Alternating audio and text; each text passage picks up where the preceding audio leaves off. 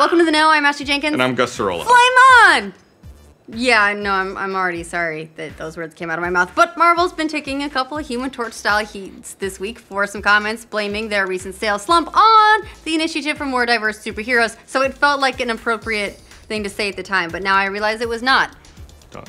So now we've got a whole discussion, or a big online shouty match about the nature of reboots and the treatment of Marvel's most iconic characters. And it's definitely been a long time coming. So, say how did this not so secret war about diversity start out for Marvel? Shut up. It actually started with an interview between Marvel Vice President of Sales David Gabriel and website ICV2 that took place at Marvel's Retailer Summit.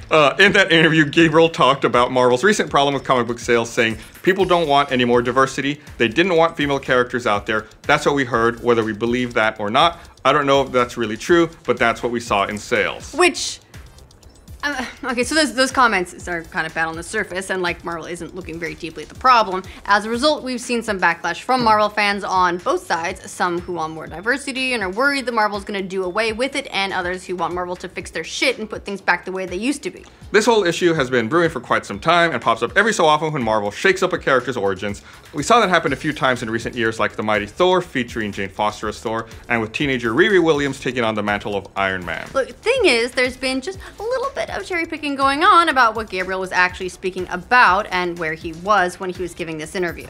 Now, to be fair, Gabriel didn't quite word all of this in the best way possible, which was why he and Marvel later clarified his statement, but it's important to note that Marvel executive was at a retailer summit and communicating with retailers and distributors who are a key component of Marvel's business. Vox did a nice breakdown of the issue this week, writing about just how much Marvel needs its retailers and their pre-orders. So what he was actually reporting on was feedback he'd heard from specific distributors and retailers like comic shop owners who were giving anecdotal reports about what fans had been saying about the new comics. Gabriel was specifically asked about why readers' tastes changed and why they weren't seeing the numbers they did previously. And repeated what some retailers had said to him at the event. He even said that he wasn't sure if Marvel would heed that feedback or not in the interview, and also mentioned that nothing new really worked, not just titles with more of a push for diversity. But unfortunately for Gabriel, Marvel, and people who've been super excited about Marvel's initiative, the worst parts of that quote made the rounds on the old internet hate train, and so that's why everyone is freaking out about that right now.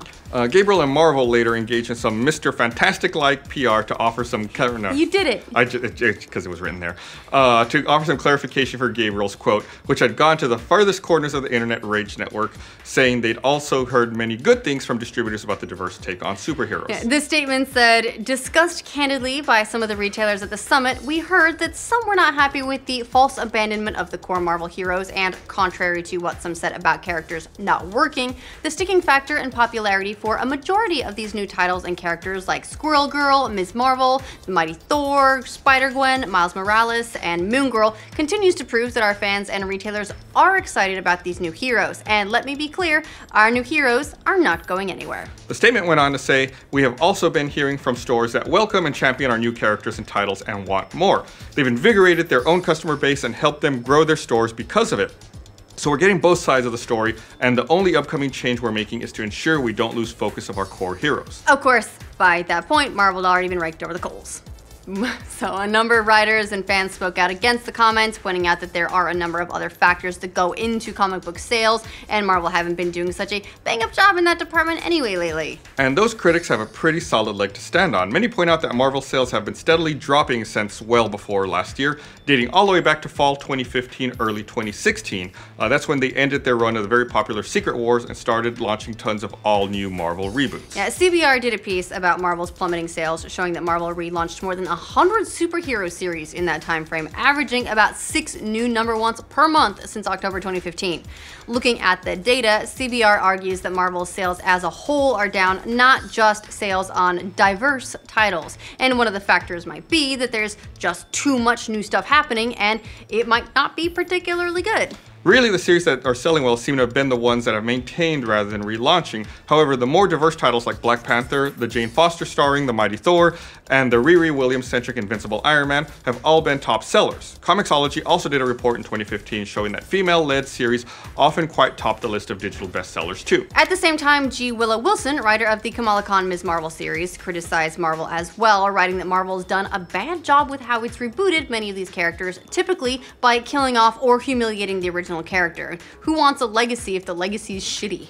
The point is that there are a ton of factors that go into these hurting sales from Marvel, and trying to make a blanket statement one way or the other is only getting at part of the problem. Tons of fans have come forward this week criticizing a number of Marvel's moves in the comic book realm over the last year or so, most notably pointing at all the series crossovers and general reshuffling of their A-list characters. Like, you know, Captain America saying Hail Hydra. Oh yeah, I remember that. There was a little bit of a dust up over that, yeah. You might have missed it. Of course, there is going to be that component of fans who just want their superheroes the way they've always been, and that's got to be a factor as well. It's going to be on Marvel to diagnose that problem, and it sounds like they won't be taking the easy route, despite the heavily publicized comments that have been dissected this week. What do you guys think of Marvel's comments this week? Let us know in the comments. For future updates on the world of Marvel, remember to like this video and subscribe to The Know. Gus away. Wait, Marvel makes comics? I thought they just made movies and TV shows. No, they make billions of dollars. So many billions. They make money. Welcome to The Know. I'm Ashley Jenkins. And I'm Gus Sorola. Flame on. Yeah, I said that. Marvel's been taking a couple... Sorry.